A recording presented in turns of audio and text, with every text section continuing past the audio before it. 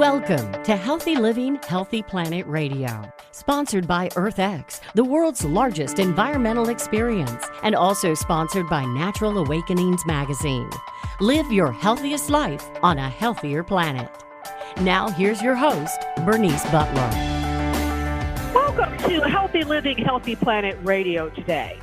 This is the beginning of our third season, and we are still just as excited as in the beginning to continue to help you explore and understand the unbreakable relationship between your health and the health of the planet. Here we look at the hottest topics related to our environment and its sustainability and how they affect your health and wellness. Here, issues like climate change, plastic pollution, extreme weather events, and others will meet up with everyday impacts like allergies and asthma, digestive issues and gut health, cancers, lung and heart issues, and more. So listen in today as we interview experts for today's show on climate change, the economics of climate change. Climate change poses the biggest long-term risk to the global economy, and no action is simply not an option at all. The world's climate has already changed measurably in response to the accumulating greenhouse gas emissions. Greenhouse gas, you may recall, are gases in the Earth's atmosphere that trap heat. They let the sunlight pass through the Earth's atmosphere, but they prevent that heat that the sunlight brings from leaving the atmosphere, thus creating a warming climate and a changing climate. And these changes, as well as projected future disruptions, have prompted intense research into the nature of the problem and potential policy solutions. Considerable uncertainties surround both the extent of future climate change as well as the extent of the biological and physical impacts of such change. But even so, climate scientists have reached a strong agreement that in the absence of measures to reduce the greenhouse gas emissions significantly, the changes in the climate will be substantial, with long-lasting effects on many of the Earth's physical and biological systems. The mid-range estimates on these impacts are significant, and also there are significant risks associated with outcomes that may have a low probability of occurring, but have potentially catastrophic impacts if and when they do occur. But in any event, economists argue that the uncertainties associated with these risks justify certainly more aggressive policy action than otherwise would be warranted. It is said that by mid-century, the world stands to lose around 10% of our total economic value from climate change. And that is a real scenario if temperature increases stay on the current trajectory. And both the Paris Agreement and the 2050 net zero emissions target are not met. According to a new research report by the Swiss RE Institute, and by the way, that stands for the Swiss Reinsurance Group, and they indeed are the world's largest reinsurer, making them absolutely the biggest risk taker on the planet. So their report has significance. As well, last December at Columbia University, the UN Secretary General delivered a landmark speech on the state of the planet, whereby he was setting the stage for dramatically scaled up ambition on climate change for the coming year. Secretary Gutierrez began with a litany of the many ways in which nature is reacting with growing anger, force, and fury to our humanity's mishandling of the environment, which has seen a collapse in biodiversity. It's seen spreading deserts and oceans reaching record temperatures. As well, the link between COVID-19 and man-made climate change was also made plain and clear by the UN chief, who noted that this continued encroachment of people and livestock into animal habitats risk exposing us to more and more deadly diseases such as COVID. And while the economic slowdown resulting from the pandemic has temporarily slowed emissions of these harmful greenhouse gases, as well as the levels of carbon dioxide, nitrous oxide, and methane are still rising, along with the amount of CO2 in the atmosphere at a record high. But despite this worrying trend, fossil fuel production, responsible for a significant part of the greenhouse gases, is predicted to continue on an increasing upward path. Recently, a journalist wrote, "Wherever I go, I ask questions about economics, and what I get is answers about climate." He went on to say that in 2011 in the Philippines, I met landless farmers living in rural slums. And when I asked what had happened, they said typhoons, i.e., climate issues. So, what's the connection between climate and economics? Well, in the past 4 decades, debate has focused on the economic impacts of environmental degradation and regulation. Recently, however, the influence of economics on climate policy has evolved from a narrow focus on cost to the more large systemic issues. Already, more variable weather has likely affected agricultural crops, that is the kind of food we eat and the kind of food that's available for us to eat. And by 2050, this warming world could significantly depress the amount of food available for us to eat. As well, large coastal areas and delta cities are predicted to flood more frequently, which we're already beginning to see. And of course, measures to help people adapt to these impacts can also incur cost, big and small. From the UN Secretary's speech, he quoted some quick climate facts that I think are of significance. One, warming beyond 1.5 degrees will substantially increase the risk of global species extinctions. And we learned on last season's show there are already some species that have pretty much gone extinct already due to climate change. The ocean is already warmer, more acidic, and less productive, again, affecting our seafood. Around 7 million people die every year from exposure to polluted air. Nature-based solutions could provide 1/3 of net reductions in greenhouse gas emissions required to meet Paris Agreement goals. Bold climate action could deliver 26 trillion economic benefits by 2030, which is not that far away. And renewable energy is getting cheaper all the time. And I think many of us can see that in our own daily lives. Switching to a clean economy could produce over 65 million new low-carbon jobs and an investment of $1.8 trillion between 2020 and 2030 in adaptation could generate $7.1 trillion in total benefits. Now, I should say, this is a lot. But here today to help us unpack some of this are two noteworthy experts. We have Dr. Jonathan Harris and Dr. Richard Toll. Jonathan Harris is a visiting scholar at Tufts University Global Development and Environment Institute, as well as a senior research fellow at the Boston University Global Development Policy Center's Economics in Context initiative. Jonathan holds degrees from Harvard and Boston University, and he is past president of the United States Society for Ecological Economists. He is co-author of the widely used text, Environmental and Natural Resource Economics, a contemporary approach of macroeconomics in context, Principles of Economics in Context, and this is among other publications. His current research is on the macroeconomics of global environmental issues, particularly climate change. His recent articles include Responding to Economic and Ecological Deficits and China's Carbon Market, Accelerating a Green Economy in China and Reducing Global Emissions. He is also author of Green Keynesianism, Beyond Standard Growth Paradigms in Building a Green Economy, Perspectives from Ecological Economics, as well as a number of other important works. Jonathan has also served as adjunct professor of international economics at Tufts University, Fletcher School of Law and Diplomacy, and he's a lecturer at Brown University, as well as the University of the Middle East. And our other guest is Dr. Richard Toll. Richard is a professor at the Department of Economics at the University of Sussex and the professor of Economics of Climate Change at the Institute for Environmental Studies and Department of Spatial Economics at Vrije University, Amsterdam, the Netherlands, and a research fellow of the Tinbergen Institute and the Payne Institute for Public Policy.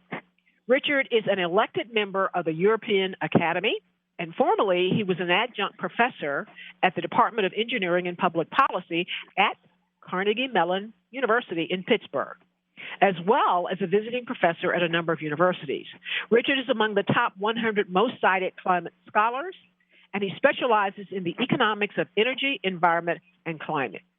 He is the author of the only textbook on the economics of climate change, and he was an author of the working groups 1, 2, and 3 of the Intergovernmental Panel on Climate Change.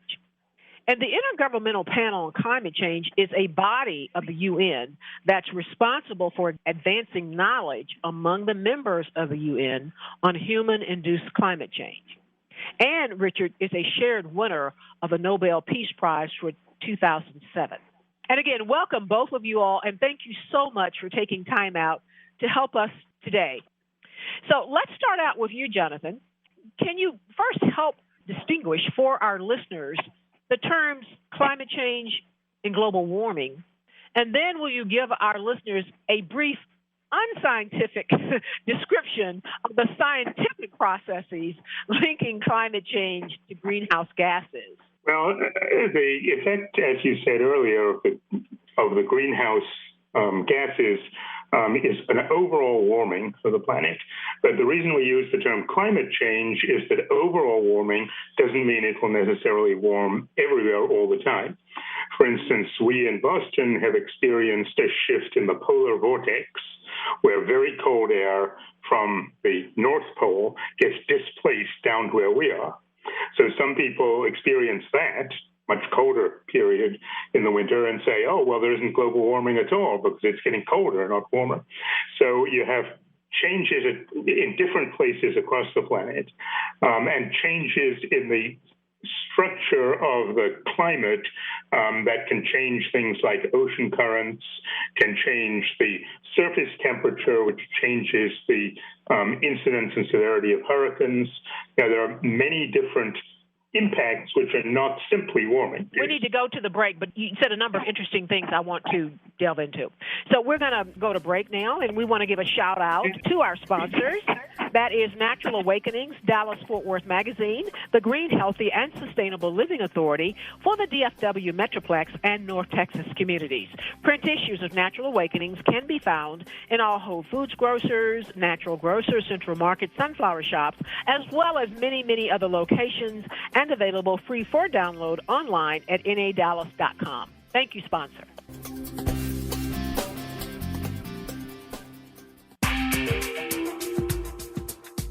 Welcome back to Healthy Living, Healthy Planet Radio, to today's show on the economics of climate change. And we are back with two world-renowned experts, Dr. Jonathan Harris from Tufts University and Dr. Richard Toll from the University of Sussex, all the way to us from the UK. And right before the break, Jonathan was giving us an insightful, unscientific description of the scientific processes of global warming and climate change. And you really intrigued me and gave me some important information on the difference in the terms climate change and global warming. And what I really gleaned from there, and where I want you to start back, Jonathan, is really that the processes cause global warming, but that warming is not experienced evenly everywhere, i.e. the term climate change. Yes.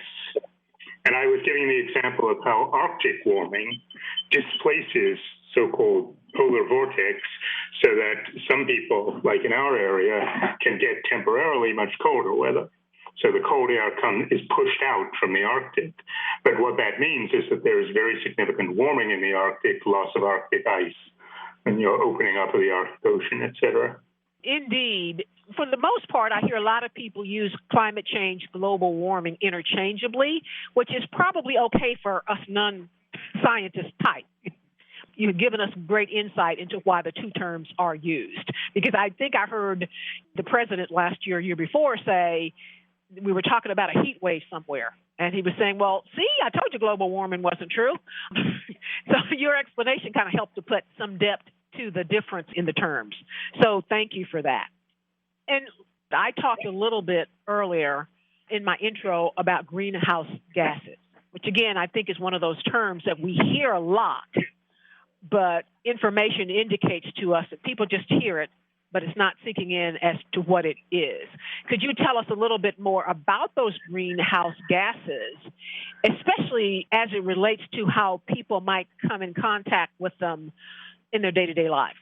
Well, the primary greenhouse gas, of course, is carbon dioxide, which we put out whenever we burn fossil fuels. And that has a very long lifetime in the atmosphere. It lasts for centuries, which is one of the concerns, that the impacts are cumulative. Things like sea level rise, what we do now will have effects for hundreds of years. Concern for me because I have two granddaughters, 5 and 2, and they may well live into the 22nd century. So we have little ability to predict what will happen in the long term, but we do know that these effects are cumulative over time. And that carbon dioxide, much of which comes from fossil fuel-driven cars, from what we talked about earlier, gets trapped in the atmosphere. Yeah. Not just cars, but power plants and anytime fossil fuels are used. Another important one is methane. Methane is an emission from natural gas production, from agriculture, and methane has a more powerful effect, actually, than carbon dioxide, but more short-lived. It's a couple of decades rather than many centuries. And recently, there's been more attention on methane as an area where by cutting methane emissions, we could have an immediate impact. And a couple of months ago, when we were doing our show on agriculture and food production, I learned that cows generate methane. And then I think, too, sometimes landfills can ooze out a little methane as well. Yeah, both of those. Yeah, and that's all around us as people. Thank you for that explanation. Richard, can you talk about social cost of carbon? Help us understand that a little bit better. The social cost of carbon it's a bit of a misnomer. Mm-hmm. The social cost of carbon is the extra damage that we do if we emit 1 additional ton of carbon dioxide, not just carbon, but in its specific form of carbon dioxide. So it is a measure, essentially, of how much additional damage we do to human welfare if we emit more. By the same token, it is also how much damage we avoid, so the reward, if we reduce our emissions. That term jumped out at me, the social cost, as opposed to economic cost. Yeah, this is jargon, right? Yes. So with the social cost, economists mean the externality that we impose on others, the damage that we do to others through our actions, that economists call the social cost of something. And that is, of course, as opposed to the private benefit. And the private benefit of energy use is, of course, that you have transport and you have a warm home and you have cooked food and those sort of things. Those would be private benefits. But by doing so, as Jonathan said, we emit CO2 and other greenhouse gases. That does damage, and the damage that is done we call the social cost. Okay, and I'm glad you brought that out, jargon, because that's one of the things that on the show we try to deal with, because there's a lot for ordinary people to understand and unpack. And so when there's jargon, it's important that they understand that too, so they just don't flip it off. Richard, though, how does climate change impact the economy, and what would you say are the top impacts in terms of the economic impact, both global impact as well as those kitchen table issue type impacts? It's a very long question, or it's a short question with a very long answer. You can start wherever you want to start today. So how does climate affect the economy? Well, climate essentially affects everything we do. So it definitely affects plants and animals, both directly and through the competition between plants and the eating of plants and predation on other animals and so on and so forth. So as soon as climate changes, as soon as you have different temperature, if you have different rainfall, you would see different plant growth, right? And that is not just in nature, but it's also in agriculture. So you would see that some crops would do better, other crops would do worse, and that means that our food would get probably more expensive. So that is one impact and one example. Climate also affects our energy use. We use a lot of electricity to keep ourselves cool during summer.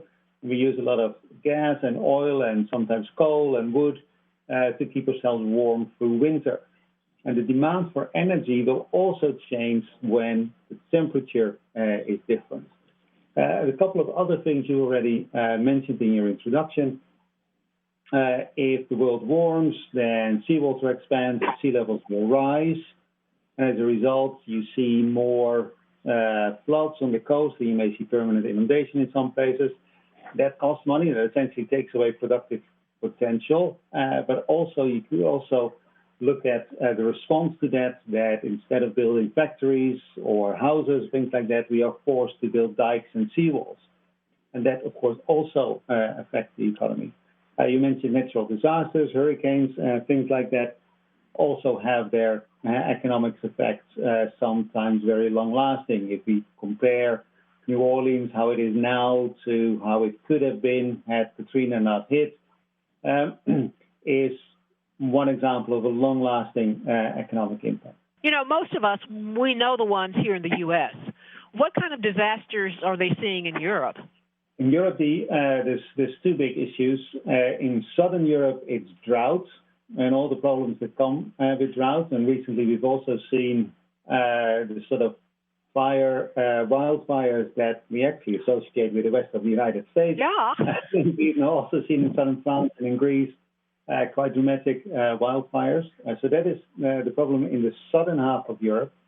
In the northern half of Europe, it's storms are actually not such a big deal, but floods are. Europe is crisscrossed. Northern Europe is crisscrossed by pretty big rivers, some of which are fed by meltwater, and therefore when it melts earlier, the floods will come earlier in spring, and others are rain-fed. And one of the implications of climate change is that warmer air can contain more water, and therefore if the earth warms, you will also see heftier rainfall. The rain will simply pour down much more heavily in the future than it does now. And we already see some impacts of those on river floods in parts of Europe. Where I live in southern England, we actually have both. We have increased floods in winter and increased drought in summer. So we get hit twice. It sounds like Europe is like the United States, where simultaneously, you know, we've got the wildfires in the west, a hurricane in the southeast, and tornadoes down the middle. So it's basically the same things are happening. The U.S. is a big place, right? So all sorts of things can happen simultaneously. Same thing in Europe. We don't hear as much about them, but I wanted to make that point to our listeners that on a whole other continent, they're seeing some of the same thing with all these disasters almost at one time, all over the place. Richard, what would you say? And we just have a minute to go, and so we'll continue this with you on the other side. But I want to talk about the top impacts of climate change in terms of economics, both at the global level and then at the level of people's kitchen table or people's pocketbook. The two biggest impacts for the economy are probably energy use, and the second biggest impact is probably on health. We haven't talked about health at all, but I did talk a little bit about critters being affected by climate, right? And that goes from mosquitoes, that goes from infectious disease, but also direct impacts. Influenza may be affected by climate. You have your heat stress and everything, and those are actually pretty big effects too. Also in economic terms. Indeed, and we'll continue this conversation after the break. In fact, our show next week is about the health impacts of climate change. So I do want to talk about that a little bit more with you. We'll be right back on the other side of the break. We've been with Dr. Jonathan Harris from Tufts University and Dr. Richard Toll from across the water in the UK at the University of Sussex. Thank you all. We'll be back shortly.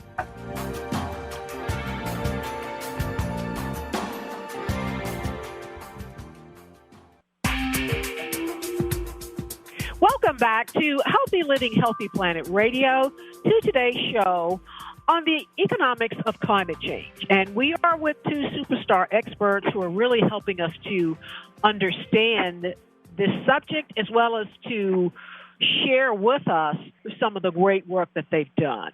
We are with Dr. Jonathan Harris with Tufts University and Dr. Richard Toll with the University of Sussex in the UK. And Richard, right before the break, you were talking to us about the top areas of impacts in terms of economic impact for climate change. And you just mentioned energy and health. And as I was mentioning, health is going to be the subject of our last show this month on climate change. But if you could just talk a little bit about those two in terms of their impact, again, globally as well as at the kitchen table level. Okay, the impacts of climate change on health are actually manifold. The thing that people often hear about is malaria. If it's warmer and wetter, malaria mosquitoes are just more active. And the parasite is also more virulent, and that just increases malaria. The relationship is roughly 10% increase in malaria for every 1 degree of warming. That mostly affects poor people because rich people hardly ever get malaria, and if they do, the healthcare system is good enough to protect them, to make sure that it doesn't get out of hand and they definitely don't die of it. There's all sorts of other similar diseases distributed by snails and ticks and all those things. You can actually expect an increase in those diseases as well. Some of them are common, some of them are very uncommon, and therefore tend to be very scary to people. Another thing that scares people quite a bit is what is frozen in the permafrost. And what we do know is that if you defrost the permafrost, that is the areas in northern Canada and Alaska and Siberia that are permanently frozen, viruses can survive there for a very long time. And some of the viruses that are currently frozen may be very dangerous to human health. And we can see pandemics that actually may make us long back to COVID-19. Possibly. That could happen. We don't know. There's other more mundane impacts. Heat stress is a big issue, particularly if you're very old or you have a weak heart or you're very obese. Then heat stress is a significant problem. But it's, of course, also the flip side, because it's not just that it gets warmer in summer, which is actually pretty scary, but it will also get warmer in winter. And that means that we actually avoid a lot of cold-related mortality and morbidity as well. And that is particularly influenza. Influenza is not directly affected by climate, but because we spend so much more time indoors in winter, and therefore so much closer to other people, that infectious diseases like influenza actually get a real hold on us. So there's also positive effects because of warming that actually would reduce cold-related deaths. So there's a whole host of things that are going on. Besides the effect on unhealthy people, there's also a big effect on healthy workers. And that may have economic ramifications as well. So we are warm-blooded animals. We need to keep our internal temperature at 37 degrees Celsius. The way we cool ourselves is through sweating. That is, we evaporate water. Now, that works much better when it's not humid. What we would see is that with climate change, actually, we expect more humidity. So sweating would become less effective. And, of course, it's warmer. And that means that it actually will be in the future much harder to do physical labor unless you're air conditioned. And we've already seen some of those effects in the southern U.S., where it's just so hot that the only time that they can bring the crops in is late at night and actually during the night, no longer at daytime. And you could expect very similar effects all throughout the world in Southeast Asia and so on and so forth. Indeed. We talked to a scientist on our first or second broadcast who has a tool where they show how climates in certain parts of the world are going to change over time. And he tells us we here in North Texas, I think in about 50 years, we're going to have the hot, sticky, muggy, icky climate of New Orleans on the Gulf. Mm-hmm. And he's able to do that for a number of places. Richard, are there any types of numbers or statistics available as to maybe the dollar impact of climate change, say, on the average family at some point in the future? Anything like that out there yet? Or I know somebody's got to be doing that. There's a number of studies out there. You actually cited one already, 10% loss in income by 2050. I think that study is a bit of an outlier. Most studies are more optimistic than that because there's these positive effects as well as these negative effects. And by 2050, we're maybe looking at 2, maybe 3% of income loss or an equivalent income loss due to climate change. Now, probably not as high as the 10% that you quoted in the beginning. When you say income loss, though, how is that manifested? Where is it? Is it income you have to pay on issues and impacts that climate change caused, or how is that realized? That will play out very differently where you are, who you are, what you do. But one thing you can expect is probably more expensive food. You're probably going to be forced to use more electricity in summer. It's not so much that the price of electricity goes up, but your use of electricity will go up. And in some places, you may be looking at higher taxes to pay for all those seawalls that we're going to put up to protect our cities and our coasts from sea level rise and from hurricanes and those sort of things. Indeed. And thank you for giving that example because, again, that's kitchen table that people can see, understand, and feel. And that's the purpose of our show, is to have them realize and help them realize through exploration with experts such as yourself how it really is affecting them. It really is around them. It's not that pie in the sky thing. It's in your pocketbook. And last thing for you, Richard, before we move on, is global warming or climate change. How does that, or does it, affect population growth?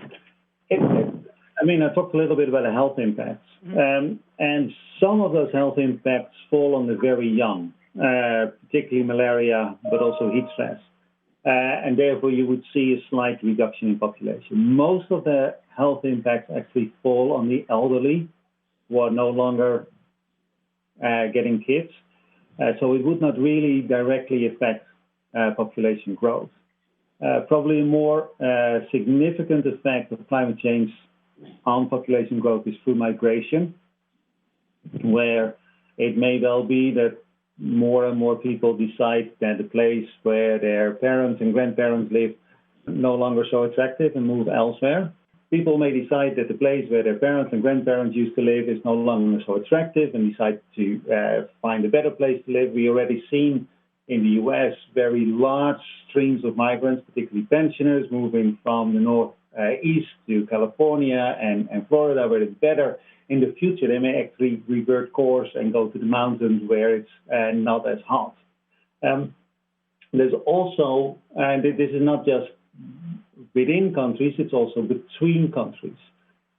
Some people say that the streams of migrants from Central America to Mexico and the United States are partly to do with the natural disasters, particularly hurricanes that are there.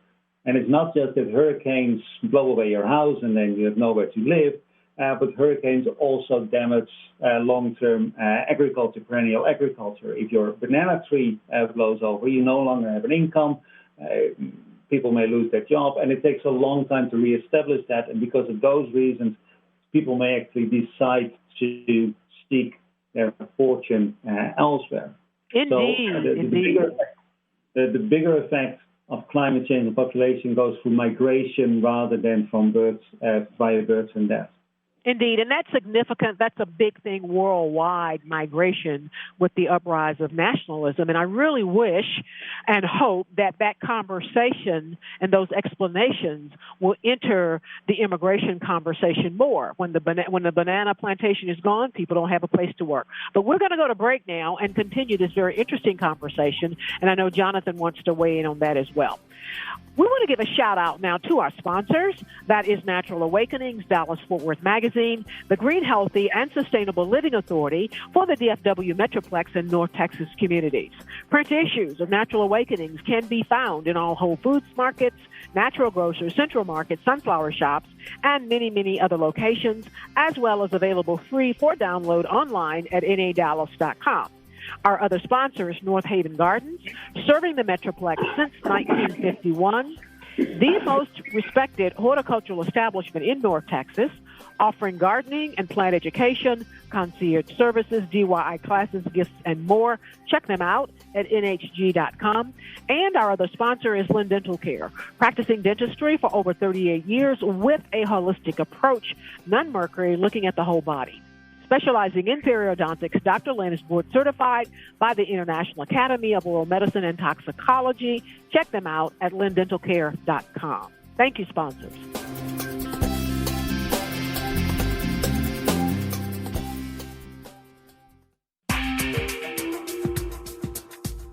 Welcome back to Healthy Living, Healthy Planet Radio, to today's show on the economics of climate change. And we are having a very interesting, fast-moving, stimulating conversation with two world experts. We are back with Dr. Jonathan Harris at Tufts University and Dr. Richard Toll at the University of Sussex, coming to us from the UK. Again, thank you all so very much for being with us, and I already know that you will have to be back soon. Before we left, Richard was telling us about the perhaps most significant aspect of climate change impact on population having to do with migration. And he was really connecting the dots for us about how and why that's happening. And of course, I was lamenting that I wish a lot of that information could be talked about in the same conversations where we talk about immigration, so that people understood better, number one, why it's occurring, but also so that ordinary people in their everyday lives could get a snapshot, perhaps, of some of what could be in our future. Because just like climate change is wiping out the livelihoods of many of the immigrant populations, or the livelihood in the areas or nations where the immigrants are coming from, something like that could happen to us as well due to climate change. And I think, Jonathan, you wanted to weigh in a little bit on that. Well, I think Richard summarized it pretty well, that we can see clearly at the southern border the impact of people who have been displaced from their communities by natural disasters, and that's a central factor. A problem gets a lot of attention, but often people don't realize that that's a major cause. Indeed, indeed. And Jonathan, can you go ahead and tell us a little bit about the relationship between climate change and development and our infrastructure investments? Well, infrastructure investment is clearly a huge issue right now. For the U.S., a lot of our infrastructure is crumbling and clearly needs new investment. But historically, investment in infrastructure has been one of the best economic payoffs. The long-term benefits greatly exceed the short-term costs. But now we have a specific opportunity to invest in new infrastructure that will be both climate resilient and that will help to reduce the impact of climate change. Things like improving and expanding the electric grid to accommodate renewable power, things like water systems, management of water and sewer systems, insulation and retrofit of buildings, transportation, mass transit, high-speed rail. There's a lot that comes under the general heading of infrastructure, which can significantly contribute to reducing emissions and also to increasing our resilience, which means our ability to withstand climate change. I want to move on to talk more about solutions, because we really don't have that long to go. And I know that both of you all have a lot to say here. So starting, Jonathan, can you start us out by talking to us about what you think are some of the most perhaps doable, viable solutions and economically feasible approaches to reducing the greenhouse gases that are fueling our climate change? Well, I'd say the good news is that much reduction of greenhouse gas emissions can be done at low economic cost or even economic benefit. A major study by McKinsey found that about 1/3 of total emissions could be reduced at negative economic cost, that is, net economic benefit, and another third at low economic cost. So this is a standard economic principle, which is rising marginal cost. As you start to do something, it's easier at first, and then it gets harder. But the advantage we have now is we're at the easy bit. There's a lot of low-hanging fruit, especially in the energy efficiency area. energy efficiency is a big sleeper here. When people think of what to do about climate change, they think of, say, solar and wind power, which is right, and so the cost of solar and wind power have been falling a lot. But energy efficiency is extremely important because, as Richard was saying, there are some costs to replacing fossil fuels in terms of having an abundant and cheap energy source and switching away from it. But if you can reduce your demand, then that makes it much easier. I call it lowering the ceiling and raising the floor. You lower the ceiling in terms of total demand that you need, total energy that you need, and you raise the floor in terms of the proportion of that energy that comes from renewable sources. And that way you can squeeze out the carbon emissions at both ends. And increasing economic efficiency is often a win-win in that it improves the economy long-term as well as reducing emissions. Another area where there's major potential is natural storage of carbon through protecting and expanding forests and improving agricultural practices. So there's a lot that can be done right now, at relatively low cost, which would significantly get us, along the road towards net zero. Now, if you want to get all the way to net zero, and that term has become more popular now because people realize that if this is a big problem, we have to stop contributing to it. We have to get our carbon emissions down to zero. If you really want to get to net zero, then it is going to get more expensive as you approach that. But that is some ways off.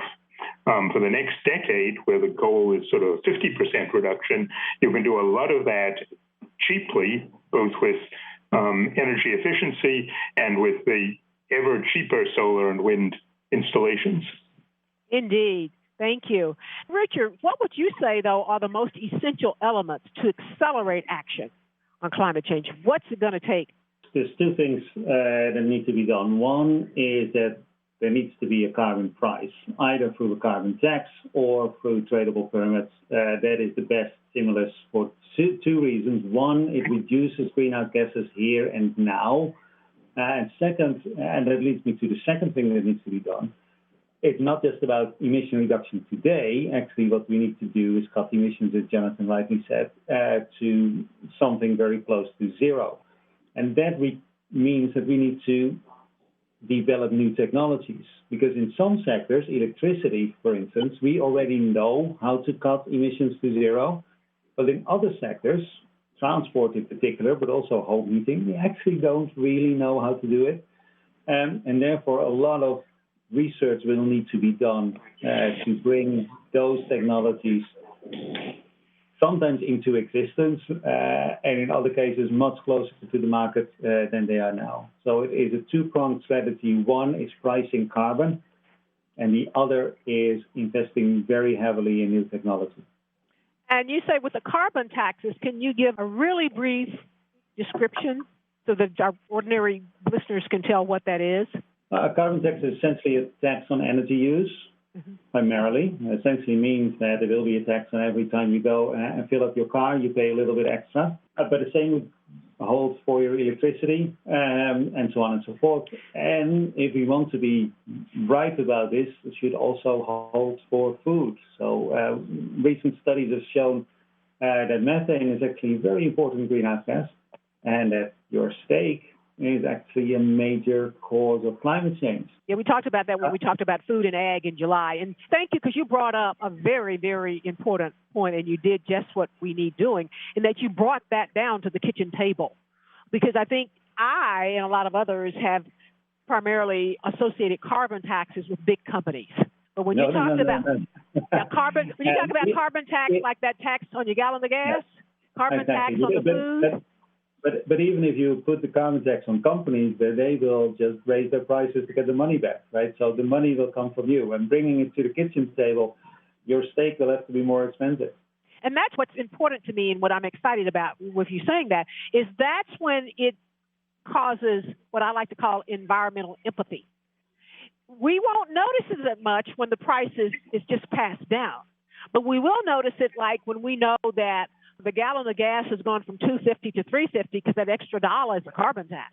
We will notice it when we notice that the steak that may have been $8 a pound is now $12 a pound because of $4 is a carbon tax. Those kinds of things, from what I can tell, cause shifts in societal or individual thinking. So thank you. That's very illuminating and helpful. And I will be saying that a lot more now that I've learned that from you. Two quick things, if I can. One is that many proposals for carbon tax include a rebate to deal with exactly that problem, that the prices go up. For low-income people, it can be tough. If you simply take all the money you make by the carbon tax and give that back to people on a per capita basis, the way the state of Alaska does with oil revenues, then people in the low-income brackets will actually come out ahead. It may be difficult for people to realize that because, as you say, they see the price at the pumps. Right. But a rebate would make a big difference. And that's important because I know there's a whole school of thought and school of study on the just transition. Anyway, we are going to have to go now. We're already 2 minutes over. Again, this has been just a very exciting and informative conversation. And I do hope you all will come back again. Thank you so much.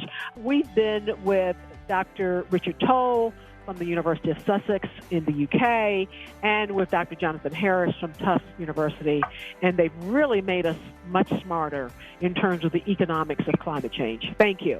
And thank you, listeners, for listening today to Healthy Living, Healthy Planet Radio. The conversation starts here, but our goal is for it to continue in your home, in your social circles, your workplaces, at the water cooler, and in the grocery checkout line, so that we can all work together to realize that healthy living is simply not possible without a healthy planet. Our culture is a result of 1 trillion tiny acts taken by billions of people every day like yourselves. And each of those tiny acts can seem insignificant, but each of them add up one way or the other to the change that we each live through. This is your host, Bernice Butler. Thank you, and join us again next week for our last show of this month on climate change and its effects, where we will talk more about health. Thank you.